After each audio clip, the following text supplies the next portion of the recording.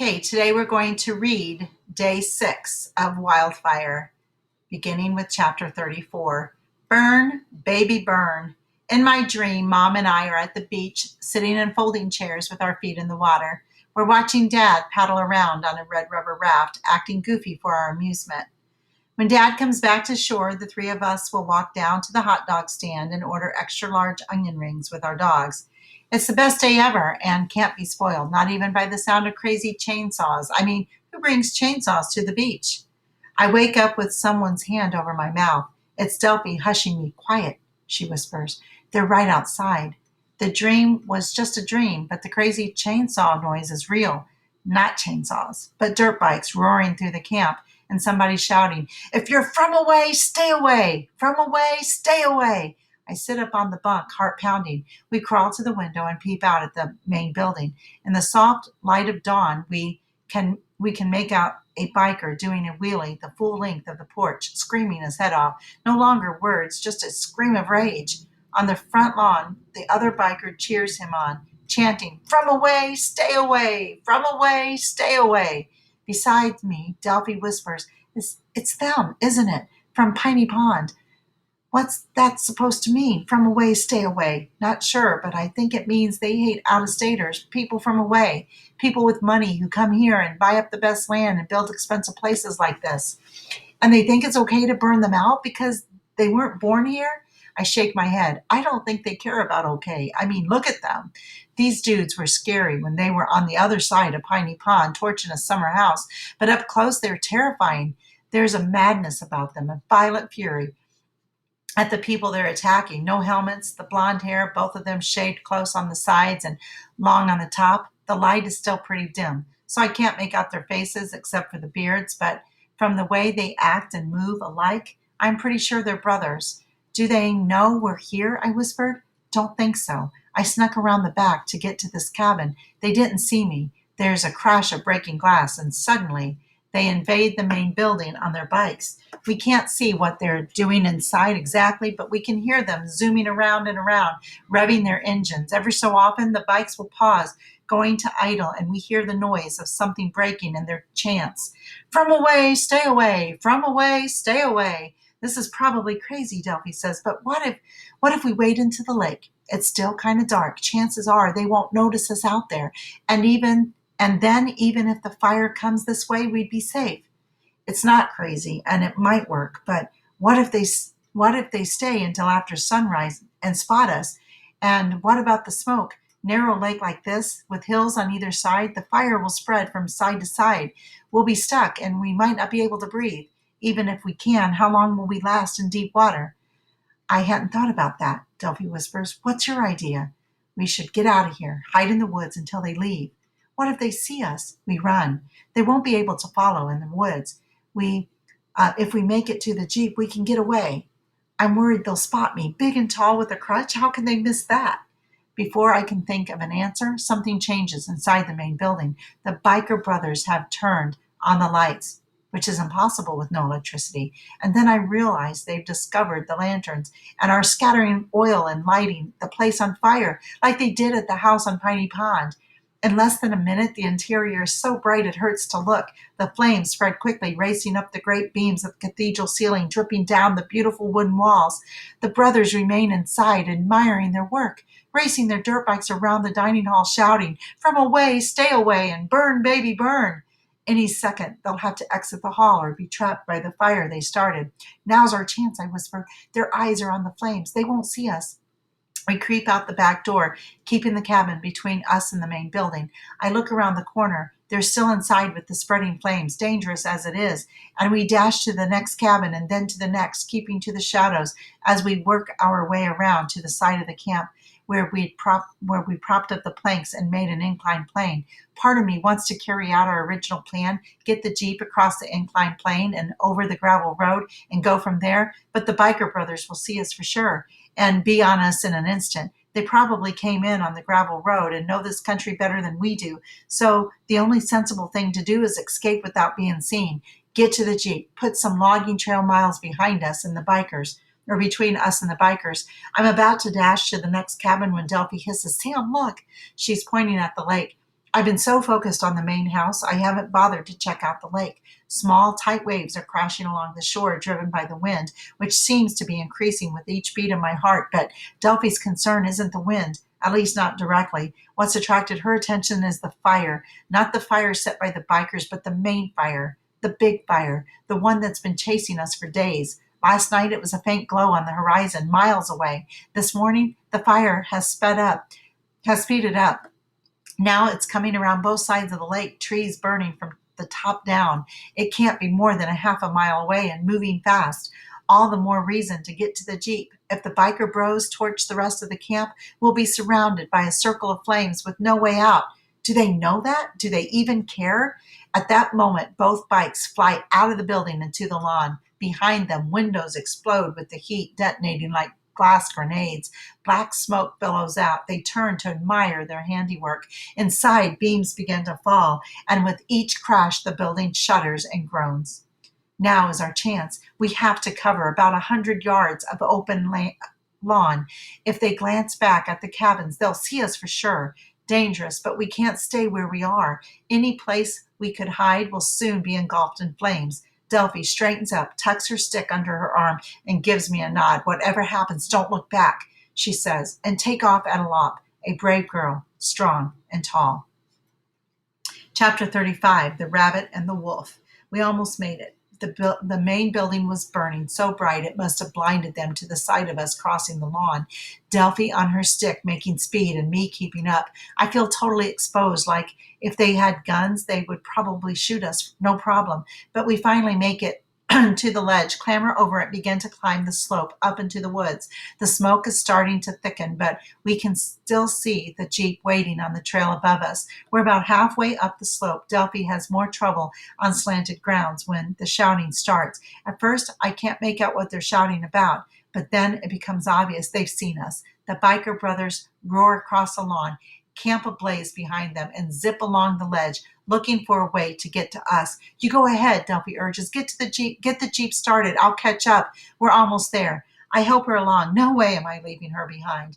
I may be scared, but I'm not that scared. When Delphi falls flat on her face, I get her back on her feet. We keep going, yard by yard, struggling up the slope, slipping, falling, doing it all over again, focused on making it to the Jeep, trying not to think about the craziness lurking behind us. Delphi manages to throw her stick ahead. I got her hand, and finally we're there. She crawls into the Jeep, holding her stick in both hands like a sword. I plunge the distributor wire back in the slip behind the wheel and press the starter pedal. The engine catches first try. As I slip the shifter into first gear, I take a look down the slope and I see something that just about stops my heart. The biker bros have found the planks we propped on the ledge, and they zoom across side by side, working their way up the slope as fast as they can, skidding around trees and flying high over rocks and protruding roots, intent on reaching us. The sooner the better. I feel like a rabbit with a pack of wolves bearing down. Sam, Delphi screams, snapping me out of it.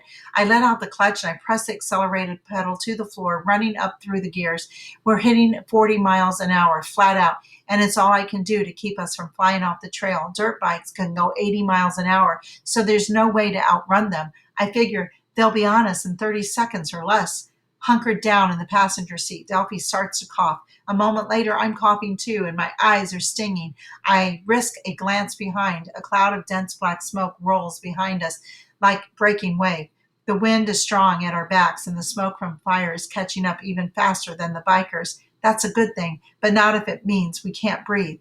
Seems like there's no way to get away from the smoke other than to try and outrun it. I concentrate on maintaining maximum speed. We're flying over ruts, bouncing hard enough to make the steering wheel shudder like a living thing. Springs shriek with every bump. The Jeep was designed for terrain like this, but not at full speed. We don't have a choice. Slowing down means dying from smoke inhalation or at the hand of maniacs, not a risk I want to take. So I concentrate on the trail ahead, on steering us safely through the turns. Nothing I can do about what's happening behind us. Whatever lies down the road, that's my business. We enter a long curve on the logging trail. The change in direction gives us a whiff of fresh air, and we gratefully fill our lungs. The forest is dense on both sides of the trail, and for a little while, the scent of pine overpowers the stink of smoke. The trees look like they'll be there forever, reaching to the sky. But soon the fire will change everything, reducing the landscape to ash. Do they know it? These mighty trees? Do they have any sense of what's coming? Weird what you think about when you're trying to outrun a fire, when your brain is locked into what it means to be alive, when every moment is so intense that the colors are more vivid, and every bounce and rattle, every whiff of pine sap says you must find a way to survive, even if you're the rabbit and the wolves are close behind. Sam, Delphi shouts, do you hear that? Then I hear it too, the banshee screams of dirt bikes at maximum velocity. A moment later, they burst through the smoke and are instantly upon us. Chapter 36, Road to Nowhere. In every car chase movie I've ever seen, something impossible happens. Cars fly crazy distances through the air and land safely. They weave through wrong way traffic like they're threading a needle. They go down flights of stairs, flip over, land right side up, and keep going like that. But in all those movies, I've never seen anything like my friend Delphi in action. With an expression of fierce determination, she climbs into the back seat, clutching her walking stick, crouches down like she's terrified and wants to keep a low profile. But when the first biker catches up and starts screaming, "You're dead, stop that Jeep or die," she suddenly leaps up, swings her stick, and wham, slams him so hard he flies off his bike and rolls along the trail like a rag doll. Last thing I see before he swallows in the smoke, he's on his hands and knees coughing up dirt. His bike is wrapped around a tree and totaled for sure. You'd think the second biker would go back to help his fallen brother, but he doesn't. He's more intent than ever on trying to force us to crash. He comes up one side of us, standing on his pegs, and then veers away, comes up on the other side, gunning his throttle, darting at us, trying to rattle me, daring me to try and hit him, and maybe lose control, all the time keeping just out of range of the walking stick. The dude is a fantastic rider. Too bad he didn't concentrate on racing instead of setting fires. Delphi keeps swinging, but he's clever and either ducks or backs off at the last second, and she never connects. After one last swing, she misses, and the stick slips from her hands and goes down between the seats. She paws around trying to find it, and the rider veers closer, taking advantage. What if he leaps in and grabs the wheel? What then? If we let him have the Jeep, will he leave us alone? But this is about more than taking the Jeep or crashing his brother. We've seen what they did in 2 locations, and I'll bet there are more. I don't know if the brothers started the original fire, but for sure they've been helping it along. The remaining riders edge in, getting a gloved hand on the side of the Jeep. And that's when Delphi grabs a gallon jug of water and in one smooth motion slams it upside his head, like maybe dropping her stick was to fool him into coming so close. He goes over backwards, landing hard in the dirt, and his bike goes straight up in the air and very nearly lands on him. Forks and wheels bent, frame twisted, the bike is finished. Done. I'm thinking, as he fades into the smoke, that if you come after my friend Delphi, you've got a long walk home. After we're sure we're clear and that they haven't miraculously revived the chase like would happen in the movies, I slow it down into second gear. Delphi scrambles back into the front seat, gives me a soft little punch in the shoulder. We did it, Sam. I baby the Jeep and us for a few miles. The smoke is far behind us. We've outrun the fire for the time being. The wind is still blowing hard at our backs, no doubt, driving the flames. So we don't dare stop for a rest. Not for miles yet, but for the moment we made it. In the seat beside me, Delphi curls up trembling like the experience finally caught up to her. You did good, I tell her. They were going to get us for sure. I was so scared, way more than I'm scared of the fire. Did you see their eyes? They were empty, like Halloween pumpkins with the candles blown out.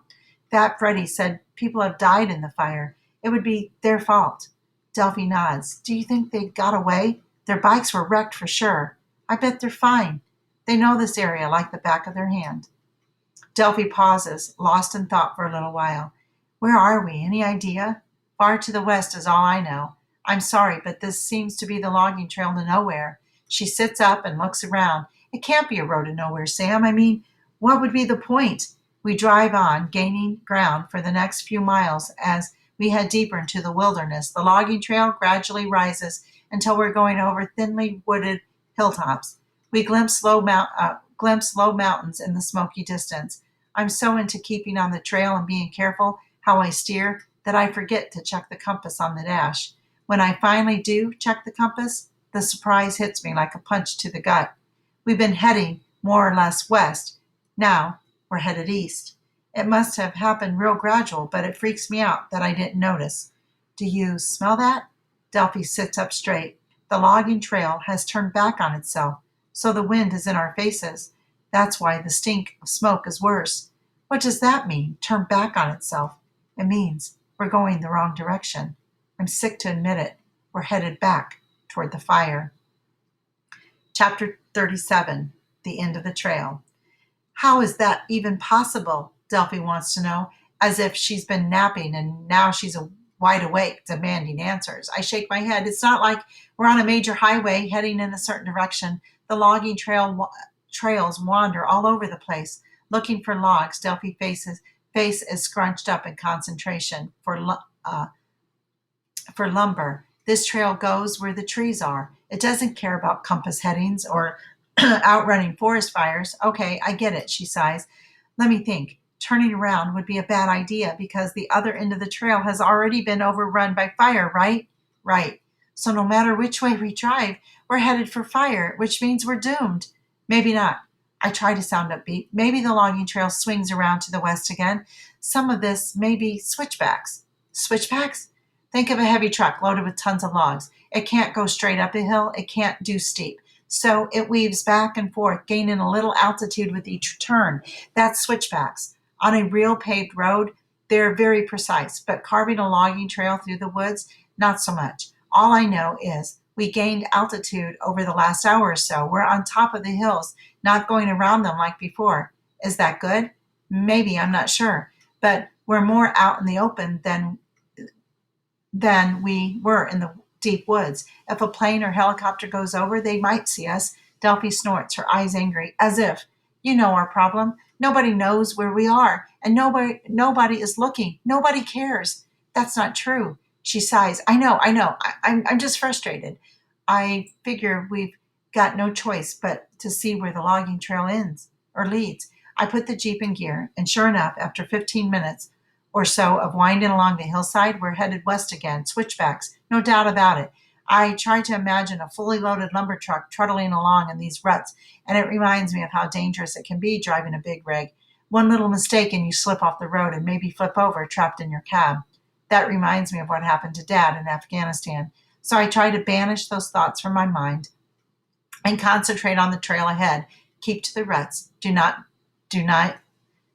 deviate. Concentrate on the task at hand, and the road will take care of itself. What my father called his three mantras. Things he kept in mind that helped him drive safely back when he was hauling pulpwood. Every now and then I glance over to check on Delphi. She has her arms crossed, looking miserable, probably wishing she had never gotten into the Jeep in the first place. If she had stayed where she was in the woods, not far from the fire, maybe rescuers would have found her. Maybe it's my fault she isn't already home. Following the logging trail seemed like a good idea, but what if it was a big mistake? What if instead of saving our lives, everything I've done has only made it worse? Sam, what's happening? Delphi's worried tone jerks me out of feeling sorry for myself. I start to pay attention to the landscape beyond the trail, and she's right, something has changed. It's as if we're rising above tree level, away from the darkness of the forest, but that's not it.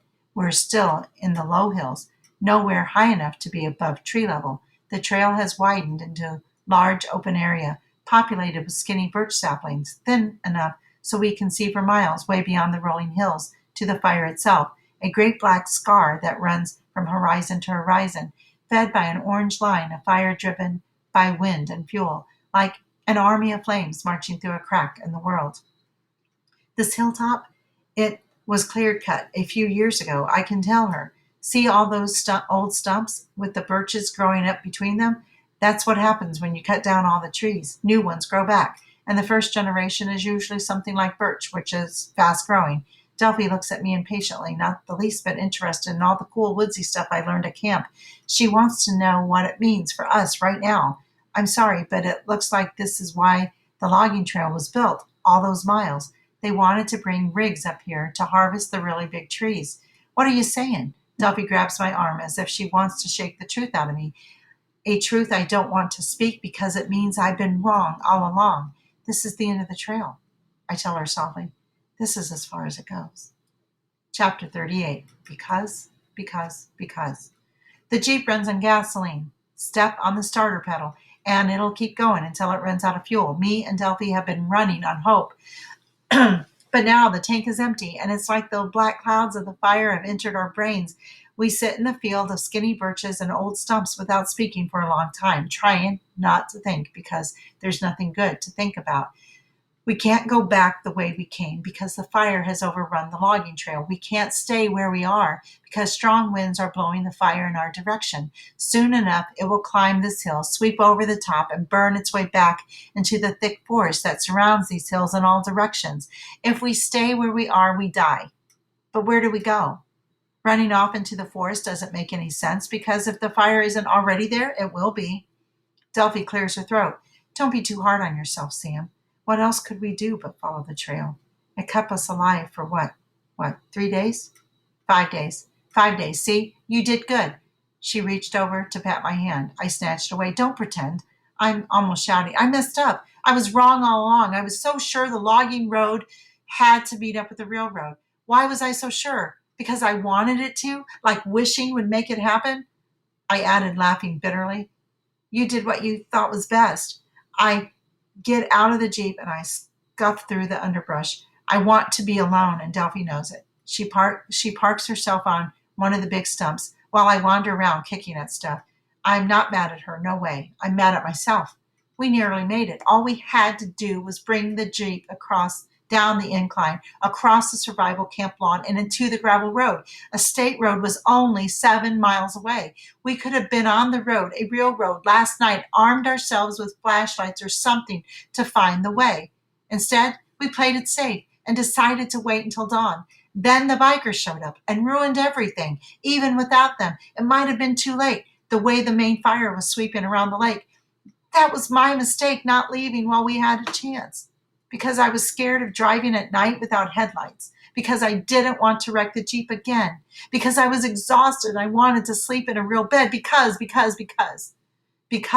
is going to get us killed unless we manage to find another path to an actual road, something passable by the Jeep.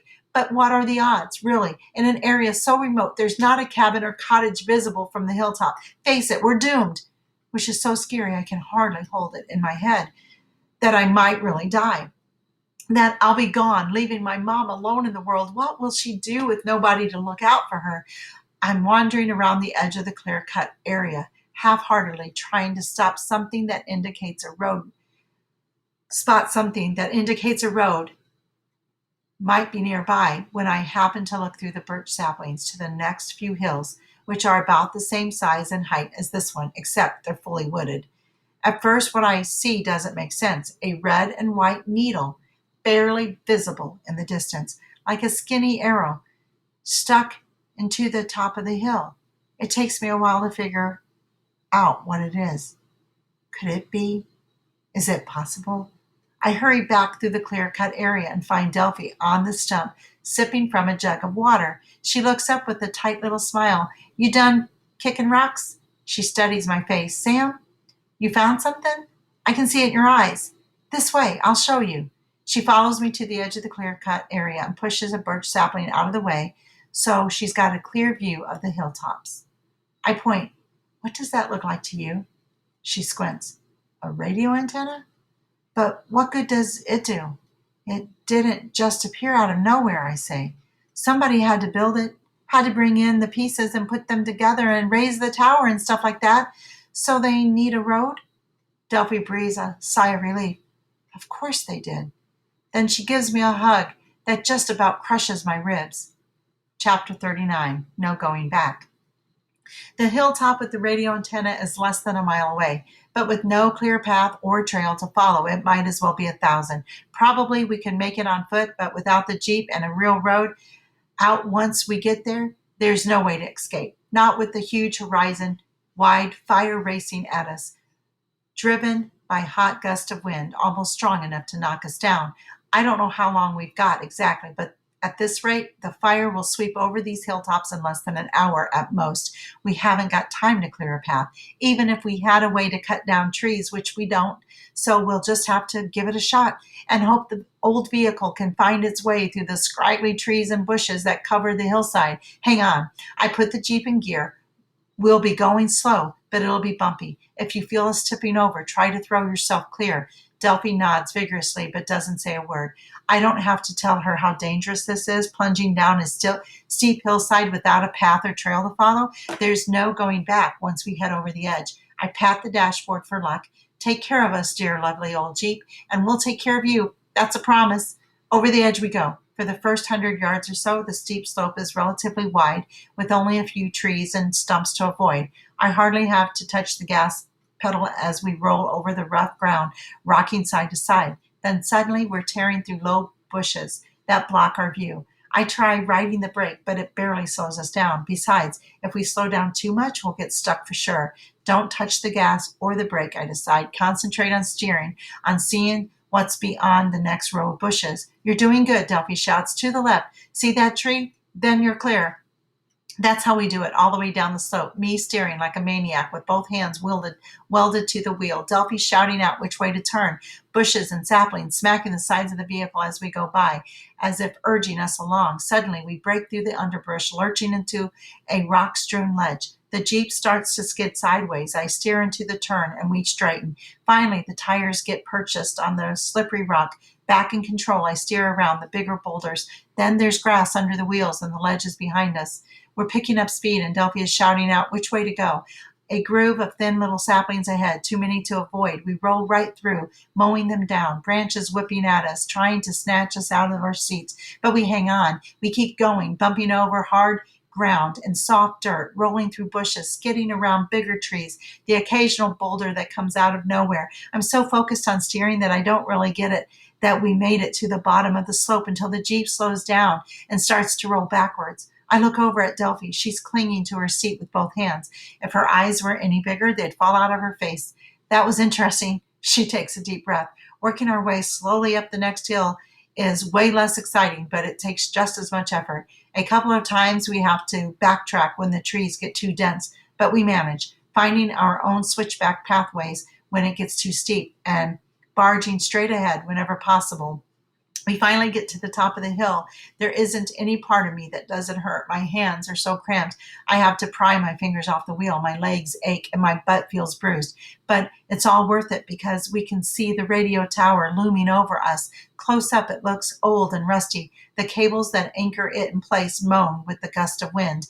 The air is thickening with the eye-watering stink of fire. Even if we couldn't see it, the line of black clouds closing in, the orange flames racing over the treetops, we'd know the fire wasn't far away. We need to find a road, and fast. The Jeep bumps over the rough meadow around the radio tower. Delphi's trying to stand up in her seat, searching for an opening that might indicate a road. Neither of us is trying to say much because we're running out of time.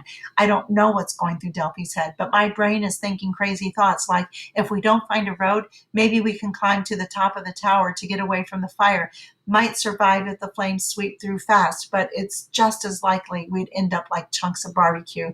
I know, disgusting, but I can't help imagining the worst. We roll through the meadow, dead grass crunching under the tires, and steering around a small stand of scrawny spruce trees, eyes watering as the smoke gets worse, desperate for a road.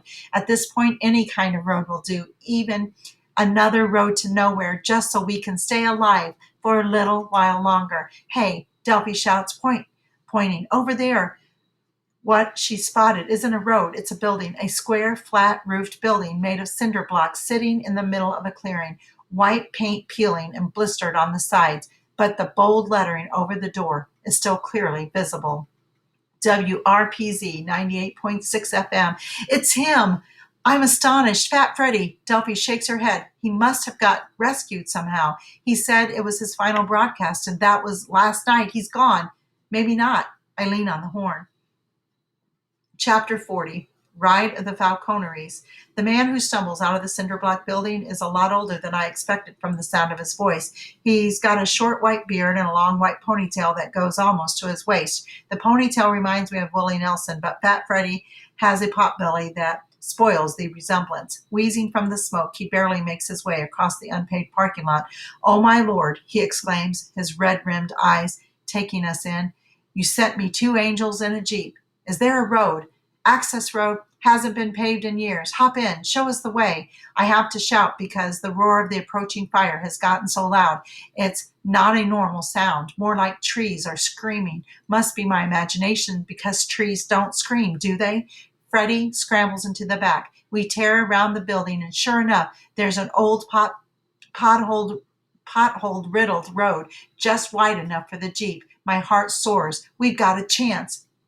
From the back seat, Freddie leans forward, pitching his radio voice to be heard above the roar of the approaching fire. "Thanks for the ride, kids. Figured I was fried chicken for sure." "Everybody hang on," I yell. "I'll be going as fast as I can, and the road looks bad." We're just starting down the bumpy access road when the fire sweeps up over the hillside, igniting the meadows and the underbrush and the stand of scrawny pines all at once. More an explosion than a fire, like the world was doused in gasoline and God was holding the match. But the only thing in my head is trying to stay alive. Too late to get ahead of the fire, so we have no choice but to find a way through it. The access road is steep and the potholes are deep. Steer hard, yanking the wheel to avoid breaking an axle. All around us, trees ignite from the top down, jumping from crown to crown, as if the wildfire has been lifted into the air into the treetops. A wave of scolding heat makes it hard to breathe. "Give me your undershirt," Delphi shouts at Freddie. "Quick!" I can't quite see what she's doing, but a moment later she ties a water-soaked rag over my mouth and nose, then does the same for herself and Freddie. We probably look like scruffy bandits, but it really helps. Breathing through a damp cloth is the best we can do under these circumstances. Maybe you think it's brave what we did, but courage had nothing to do with it. We were terrified and we kept going because we had no choice. Down that winding access road, avoiding potholes, keeping so as close to the middle as possible because fire is racing down both sides, exploding from tree after tree.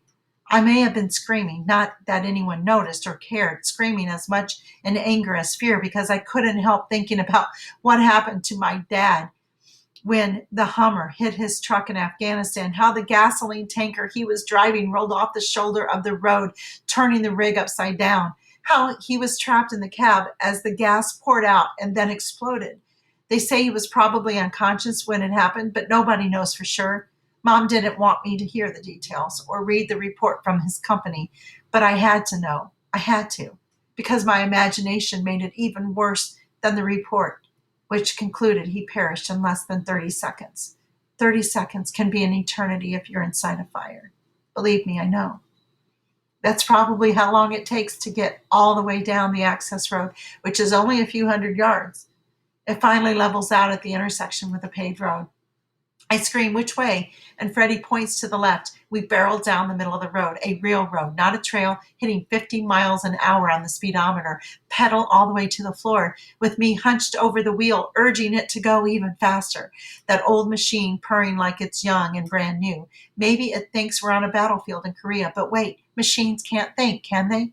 This one can. In my imagination, because it was like the Jeep took over. I was holding the wheel, but the Jeep was steering because I was so distracted by the exploding trees that I couldn't think straight. I could hear Delphi and Freddie chanting, "Go, go, go," but it was like something in a dream, like they were part of a soundtrack my dad used to play, a thrilling passage that for years I thought was called Flight of the Falconeries. I used to imagine flocks of falcons diving into battle, clawing out stretches, but it was never falcons at all. It was something from Old Norse folk tales called Valkyries, female angels of death who ride into the battlefield, deciding who will live and who will die and who will go to heaven. I wasn't ready for heaven. None of us were. We wanted to live, and it was the Jeep that helped us, never hesitating as that 70-year-old engine hit RPMs that under normal circumstances would make it seize up. That day it ran cool and smooth, and somehow it kept accelerating. Okay, that was me standing on the pedal as we headed downhill, and we flew down that road, something beautiful catching up with the flames and passing them, blowing through clouds of hot black smoke and emerging unscathed. Well, not quite. Burning cinders lit my hair on fire again, and Delphi dumped jumped to put out the flames with her bare hands, shouting that we're going to make it. Just keep going. We're doing great. You crazy little brother. Go, go, go. And I'm driving through the pain and the fear and the coming out the other side. Even now, I have no idea if it was me or the Jeep that found our escape route. All I remember is that the road ended and the fire was catching up, surrounding us. We came off the paved road at 60 miles an hour, practically airborne, and then we were bouncing over hard, grassy surface. I remember a couple of cottages flashing by and knew we were close to a lake, but I couldn't see it through the seething clouds of hot black smoke. If we had stopped on the shore, we'd have been toast, like all those cottages and cabins, but we didn't. The Jeep never slowed down. And when the wind blew the smoke away, just for a second, there it was, right in front of us, a long dock heading straight out into that beautiful lake. A long dock that was as good as a road, wide enough for the Jeep. And we tore down that dock at full speed, racing like no tomorrow, as the fire swept around the lake, turning everything to flames, incinerating an entire evacuated village. Maybe you heard how we flew off that dock and out into the lake and landed in the middle, or in the one and only spot where we had a chance to survive. Shallow enough so we wouldn't drown, situated in exactly the right place. The Loon Lake Miracle Spot, they called it. The one place in the entire lake where the air was far enough from the fire so it was possible to breathe without searing our lungs. The water was only about 3 feet deep, but that was just enough to protect us and to keep us cool as the rest of the world went up in flames. 2 kids and an old man sitting in a sunk Jeep with the water up to our armpits, laughing our heads off, glad to be alive. How cool is that? Chapter 41. This is the end, my friends. Delphi told me later that I was yelling, nobody dies, all the way down the mountain. Honestly, I don't remember that part. All I remember is the tops of the trees exploding like artillery shells and the flash of super hot air that wanted to melt us, and Freddie clinging to the Jeep like his life depended on it, which of course it did. They say at the core of a crown fire, the temperature can exceed 1,400 degrees Fahrenheit. One breath of air that hot and you're dead. Later, I learned that the Great North Woods Fire was the largest ever in the history of the state, and that at times it spread almost as fast as the dry windstorms that pushed it. All we knew that day was that the fire kept chasing us, and no matter how fast we raced to get away, it was faster catching up.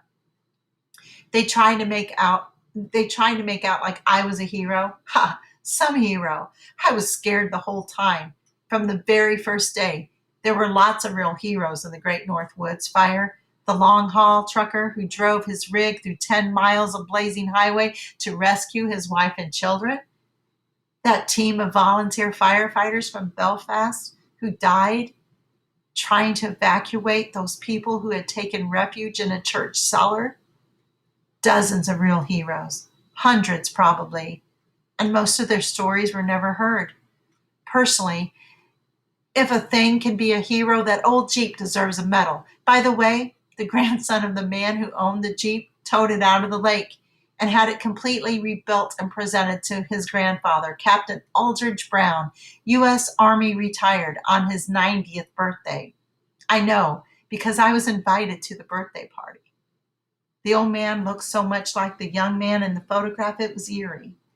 I guess running a logging operation for 40 years keeps you in shape, because his old uniform still fit.